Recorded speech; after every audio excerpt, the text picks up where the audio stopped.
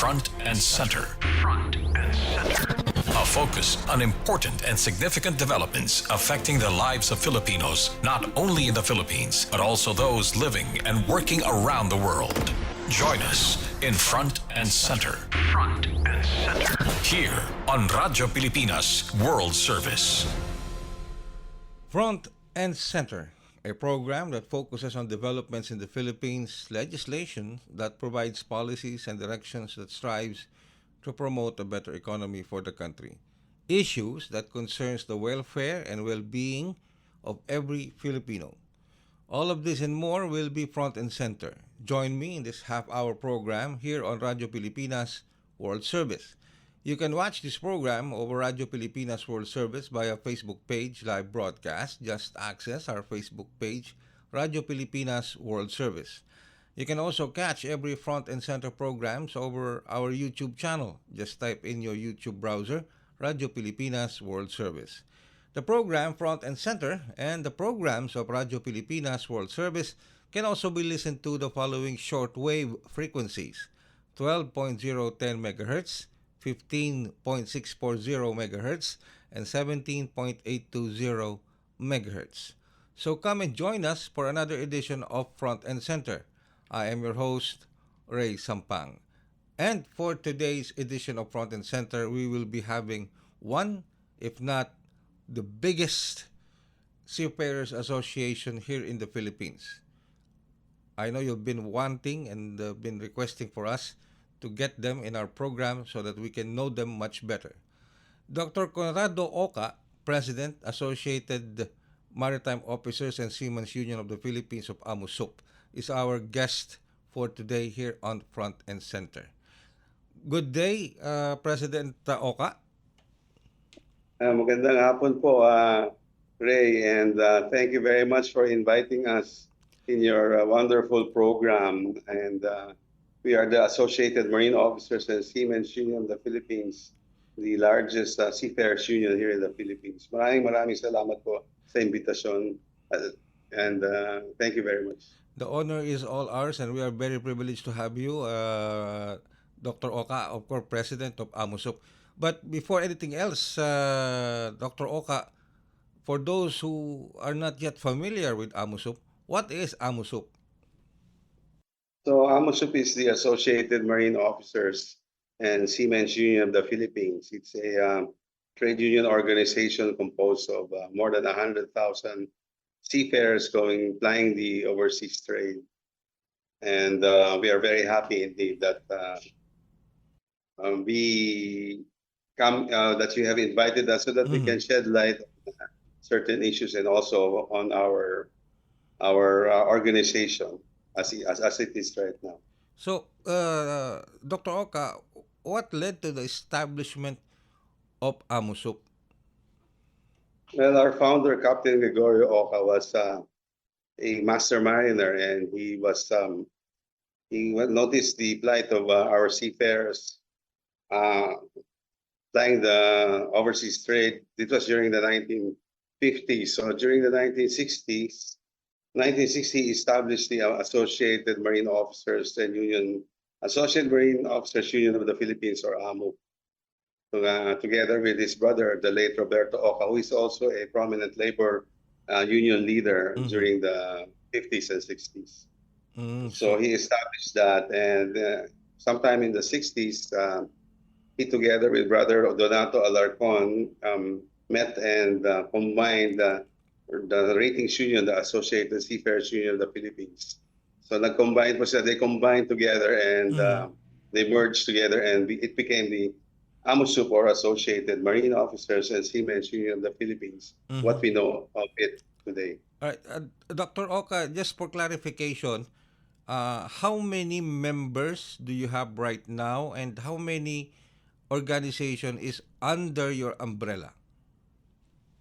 So we have more than 100,000 members in our organization, and we are the only organization. There is only AMUSUP. All right. That we handle. Yeah. Okay. So that's a large organization, Dr. Oca. That's a large membership. And will that also include the seafarers also here in the Philippines, not just those who are plying the seas abroad?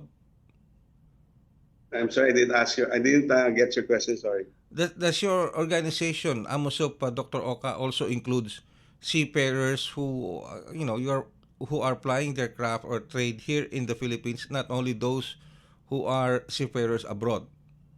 So we only organize seafarers who are on board foreign flagships. So go on the worldwide trade. Mm. Worldwide trade. We do not organize domestic seafarers. Oh, yun. Okay, sige. So, what are the benefits? What are the benefits that AMOSOP give to its members? Okay. It first starts with the collective. Since we are a labor union, it first starts with the collective bargaining agreement. So we have a CBA. So we have a CBA with different various various ship owner organization or ship manager organization, and also various ship owners themselves also. So it starts with the CBA. Here in the CBA, it is stipulated that we have different varying programs our in our union. So part of the programs that we have hospitals, and then we have hospitals, and we cater to our members and their dependents Mm-hmm. free of Mm-hmm. charge. Mm-hmm. All our services are free of charge. We do not charge anything. This is stemming from our funding comes really from the collective bargaining agreements, which we negotiate with the ship owners, with, as I said before, ship owners and ship managers. So, So we have different. Yes, yes, Greg. go Sorry. ahead, sir. Go ahead, Dr. Oka. Go ahead, go ahead. So under this umbrella, under the CBA, we have different programs. First, we have legal. Mm-hmm. We give free legal services. We have welfare and health. So regarding welfare and health, we have different hospitals. We have how many? Five hospitals Mm-hmm. all over the Philippines, and one primary health facility in Bacolod, and also we have a tie-up with the hospital in Dagupan City. So we Mm-hmm. try to give our services, we extend our services to our members and dependents all over the Philippines. We try our best. So right now we are planning to open up in Cagayan de Oro City. So we also try to negotiate for higher wages for our Mm-hmm. seafarer members, Mm-hmm. better terms and conditions for their employment, Mm-hmm. and we have dormitories also for transient seafarers, Mm-hmm. our sailors' home. We also have a Siemens village in Wow. Cavite, Wow. where we have around 500 homeowners already. Wow. We also operate the Maritime Academy of Asia and the Pacific in Bataan, Mariveles, Bataan, where all the students are scholars Mm-hmm. sponsored by the shipping companies. Wow. But So okay. that in a nutshell, I guess we also have different other programs, but we also have provident funds for Mm-hmm. our seafarers. We have the slop chest or grocery, where the members and their dependents can avail of groceries Wow. at the checkout. Those are a Yes, lot sir. of services and benefits, Dr. Oka, coming from Ay, AMOSOP. marami Even I'm very surprised for that extensive services from AMOSOP. Even if I may say so, even much better than the government's services provided to our Filipino seafarers. But how does AMOSOP provide for all of those services? Where do you get the funding for this? Yes, as I told you, Ray, may I call you Ray? Yes, go ahead, Dr. Me, Oka. Yes, go ahead, go please ahead. call me Conrad because if you call me Dr. Oko, I feel that you're my patient. Please call Okay, me Conrad. okay, all right. Is it okay if I call you Ray? Yes, sir. You can go ahead. Call me Ray Okay, Conrad. Ray. As I said, everything stems from the collective bargaining agreement that we negotiate with ship owners and ship managers of various international shipping organizations.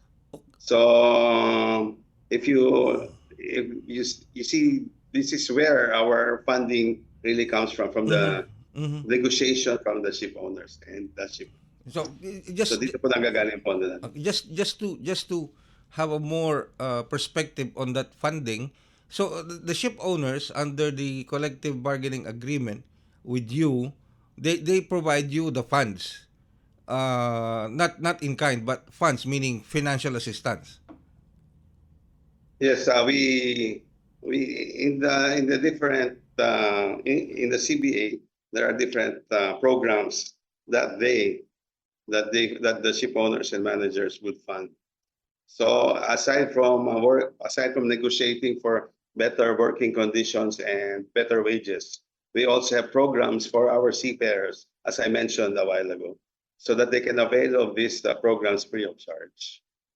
And of course, you also mentioned you have this Seaman's Village, and Yes, another one you're trying to come up with another Seaman's Hospital in where Cagayan de Oro, if I'm not mistaken. Conrad. yes, Ray. We are going to open up another a primary health facilities, another primary health facility in Cagayan de Oro. Our model is that with our primary health facility, it also comes with a dormitory, a activity center, a slap chest. So parang integrated ho lahat sila in one Mm-hmm. area so that Mm-hmm. people can avail of these facilities Mm-hmm. in their hometown. All right, Conrad. One of, if not one or many, of issues or questions being asked right now by overseas Filipino seafarers is the many trainings and seminars that Filipino seafarers need to undergo. One thing they say, it's putting a strain on their finances, putting a strain on their time, and sometimes even getting time from their family. Do you encounter this issues, this let's say hinaing from our Filipino seafarers, Conrad? Yes, Ray, we encounter those complaints also. But we address that with our Maritime Academy of Asia and the Pacific, also with the AMSUP Siemens Training Center, where these courses can be availed of by our member seafarers. And, oh, So that's it. I mean, you know, it's really hard to become a seafarer because advancement in technology mhm. advances. There's so many advances, and if we get left behind, we cannot. I mean, you know, we will not be very much employable by um, by the ship owners and managers. Mhm, mhm, So we are very much aware of the future of work, and we try our best really to upgrade mhm. the skills and the skills and and knowledge of our seafarer members.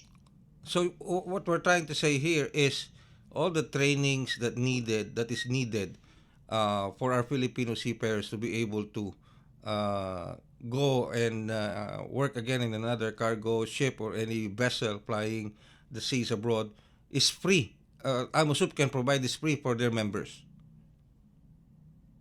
We have there are some we are our partners, our social partners have fundings Mm-hmm.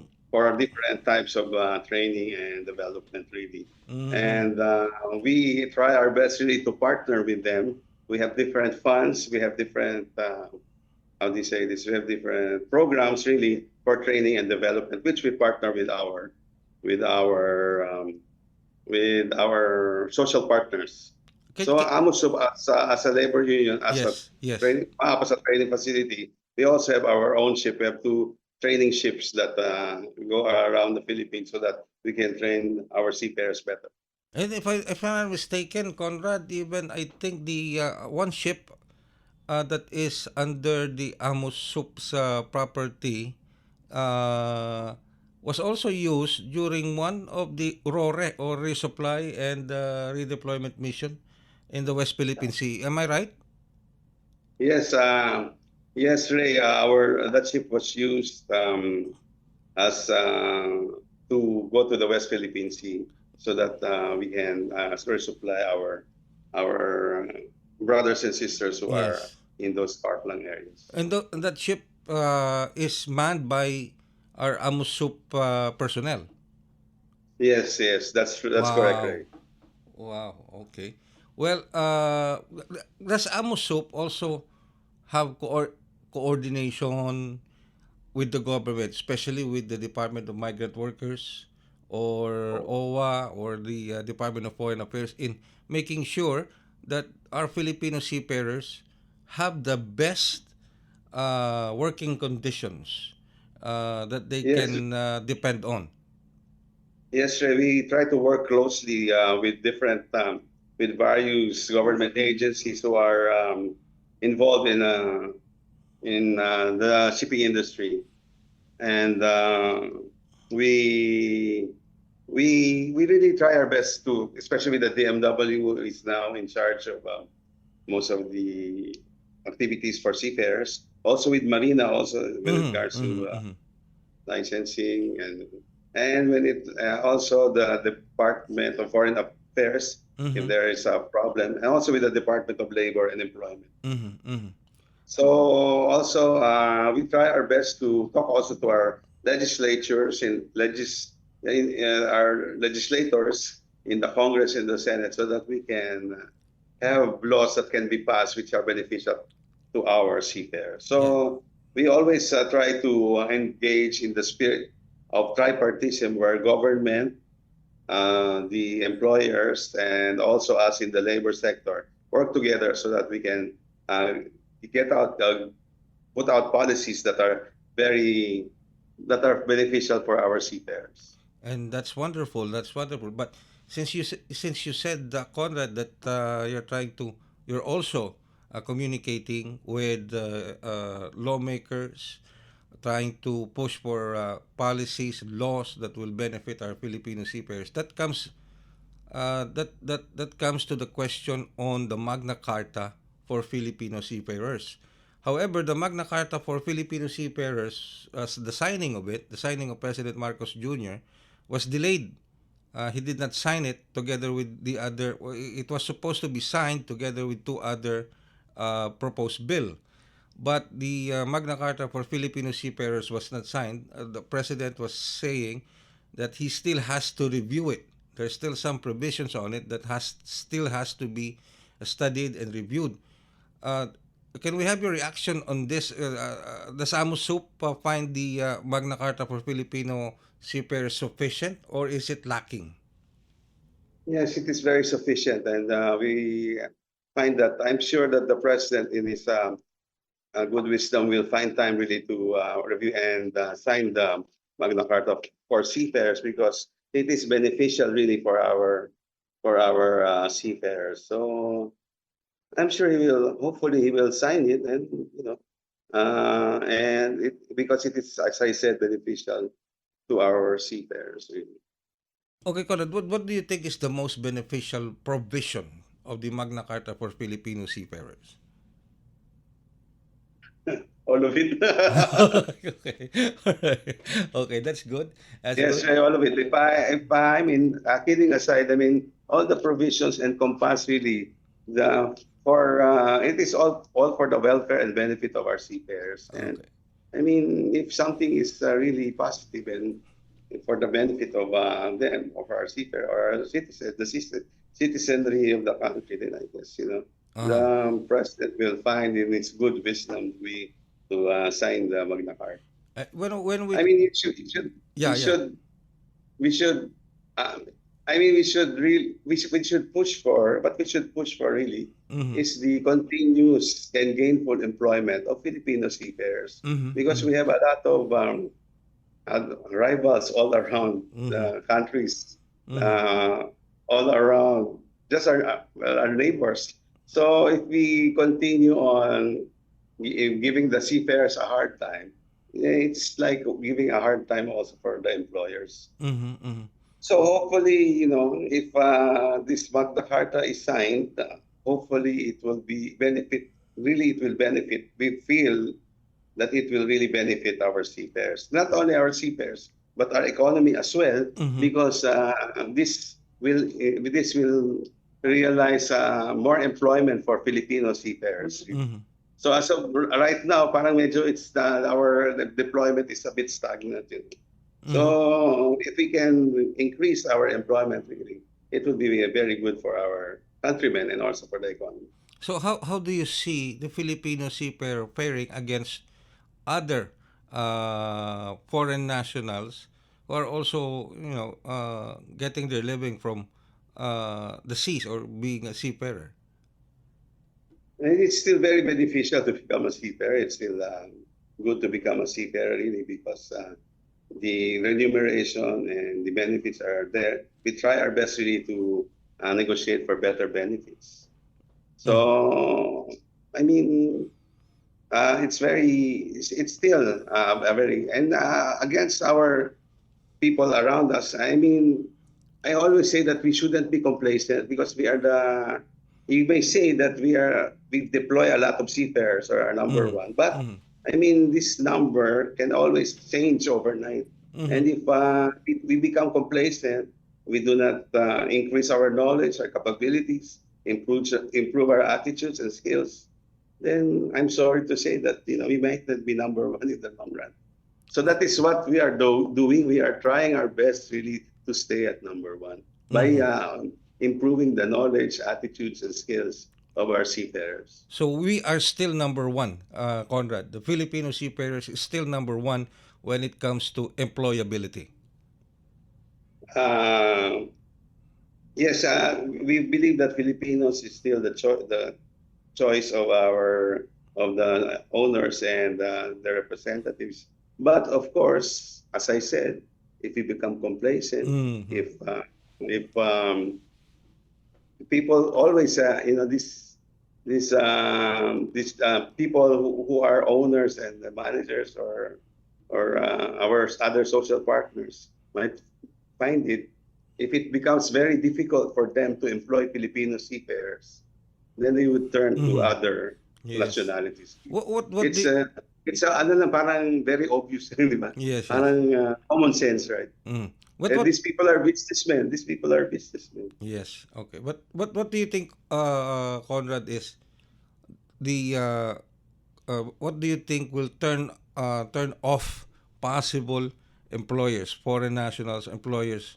Ano ba yung nagiging balakid o maaring maging balakid para mabigyan ng trabaho ang ating mga Filipino seafarers? Yes.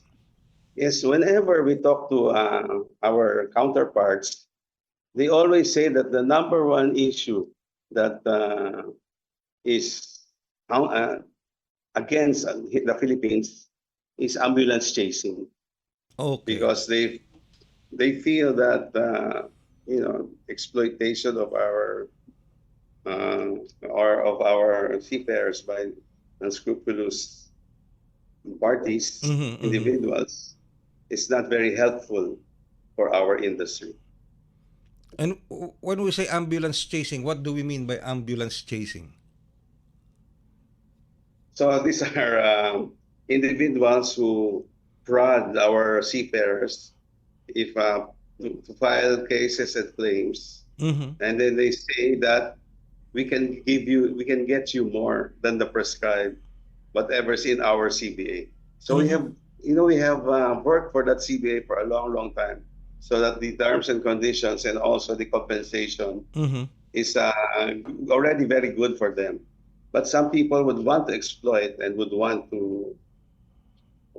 tell our seafarers that we can get you more. Mhm. But this is for for the benefit of those people who are prodding our seafarer, and in the end, the seafarer gets nothing. Uy. So Mhm. so it's very difficult, really. And they say that this is the number one constraint of our All right. here in the Philippines. Okay, so So is they change the legal fees more than what they change the legal fees more mhm. than what the law provides, really. And it's really sad because Mhm. it's really a form of exploitation to us. Mhm. So is ambulance chasing, is the issue on ambulance chasing, is it addressed in the Magna Carta for Filipino seafarers? Oh yes, it is addressed in the Magna Carta for Filipino seafarers. And hopefully, if that law is passed, that will bring an end to that issue. Well, hopefully, really what we want is an end to this issue. But of course, you know how the world is. Some people can get around with Mm-hmm, mm-hmm, whatever. So mm-hmm. hopefully it will end, really. Okay, all right. But well, let me go to another issue or another topic, Conrad. Ray, if I may, Yeah, go ahead. Go ahead. uh, Go ahead. we in Amusuk, we have a program against ambulance chasing, and Okay. we are trying our best really to inform seafarers, not only our members, but also other seafarers against ambulance chasing, against the evils of ambulance chasing. So we put tarpaulins all around, and we will be trying to put, hopefully, payagan kami, we will be allowed to put tarpaulins in Mm-hmm. public places so that we can where seafarers are always around so that we can inform because I think the best thing to do really is to educate our seafarers on Mm-hmm. how they are being exploited and Mm-hmm. also government organizations and licensed money agents. All right. But Sorry, Ray, sorry for okay. interrupting. Yeah. Oh no, no, that's no problem, Conrad. But one or two more questions before I let you go. Recently, I think a few days ago, there was a report, well, confirmed report from the Department of Migrant Workers, even from the Department of Foreign Affairs, confirming the death of two Filipino seafarers aboard a cargo vessel, True Confidence, that is flying the route there in the Gulf of Aden. It was attacked by Houthi rebels. They hit it with a missile, resulting to two deaths of Filipino seafarers and wounding three others. And I think there are still around 10 Filipino seafarers hospitalized.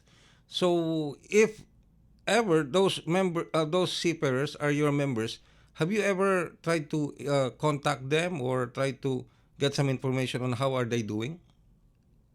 Well, we checked our records and the ship or the company, the ship does not have a collective bargaining agreement Mm. with us. Mm-hmm. Mm. So it is with the PN or Panhellenic or the Greek Union. Mm-hmm. And yes, we are aware of it and we are going to issue a statement Mm-hmm. against it. Actually, we have issued statements together with the International Bargaining Forum Mm-hmm. regarding this, especially with I am I'm sure you know about the Galaxy leader, right? Yes, That yes, was yes, already yes, there yes. were Filipinos were captured and are still in captivity, Mm-hmm. and Mm-hmm. we try our best really to by writing to international organizations, writing to the government, and the DMA has been the DMW has been very helpful really in in trying to help our seafarers who are on the Galaxy Leader to be released already. So Mm-hmm. we also have together with in the International Bargaining Forum or Mm-hmm. IBF, we have a committee there on warlike operations. Actually, in a few hours from now, we will be meeting with them Mm-hmm. to discuss about this the true confidence. Mm-hmm. So hopefully we can issue a statement or issue something that. But of course, you know it's really very hard because they are so far away and we are here in Yes. the Philippines. But Mm-hmm. only the thing we can do is really ask the international community to prod these people who have our seafarers in captivity, Mm-hmm. so that they release them right away. So hopefully we can really do more things, and I'm sure that the DFA is trying its best really in making these people release our captive Filipino seafarers. All right. And also we also mourn with the people, with the relatives and friends of those seafarers who have lost their lives because of such a despicable act, really. So hopefully, this thing with in that area will no longer happen, so that we our seafarers will be safe and Mm-hmm. also companies can also fly the route safely already. And with that, we thank you very much, Conrad, for joining us in our program here on Front and Center. But before I let you go, your message to our thousands of Filipino seafarers aboard different vessels or ships flying across the vast oceans all over the world, and even to those their families living here in the Philippines. Go ahead, Conrad. Thank you very much, Ray, for inviting us. And also, we'd like to greet your people listening to your show, both here and abroad. And we continue really to work for better working conditions and better wages for our seafarers. And on our part, really, we will try our best really to spread out the services in the various provinces, various lands here, here in the Philippines also. So that is really our main objective. And yeah, we will. You have a partner here with us in AMUSUP, labor law organization. And we are not here only for the seafarers, but only for their families as well. And we give out our services also to their families. Pero hindi naman kapitbahay ang families na. Oh. Immediate families. All right. With that, thank So you. we really try our best to Yes. spread the services around. Thank you. Again, thank you very much, Conrad, and for your time. And of course, we wish AMUSUP all the best and success in all of your endeavors. Thank you very much, Conrad. Thank you, Ray, and I hope I see you. I meet you face to face Yes. one of these days. Yes, we will be meeting each other face to face sooner than later. Okay. Okay, thank you. Maraming salamat po. Maraming salamat. Mabuhay po ang Pilipino Mandaragat. Thank you. Mabuhay ang mga Pilipinong mandaragat. Long live the Filipino seafarers, to those who are plying the seas all over the world. And that wraps up another edition of Front and Center. You can catch this program over Radio Pilipinas World Service by our Facebook page live broadcast. Just access our Facebook page, Radio Pilipinas World Service. You can also catch every Front and Center programs over our YouTube channel. Just type in your YouTube browser, Radio Pilipinas World Service. The program Front and Center and the programs of Radio Pilipinas World Service can also be listened to the following shortwave frequencies: 12.010 MHz, 15.640 MHz, and 17.820 MHz. Together with our producer Erwin Peñano and our technical personnel, Mr. Leo Magpayo, and of course, our master control technician, Mr. Milo Janela. This is your host, Rey Sampang, inviting you again to another edition of Front and Center. Mabuhay and love the Philippines. You have just heard and watched Front and Center. Front and Center. Join us again for another edition here on Radyo Pilipinas World Service. Front and Center.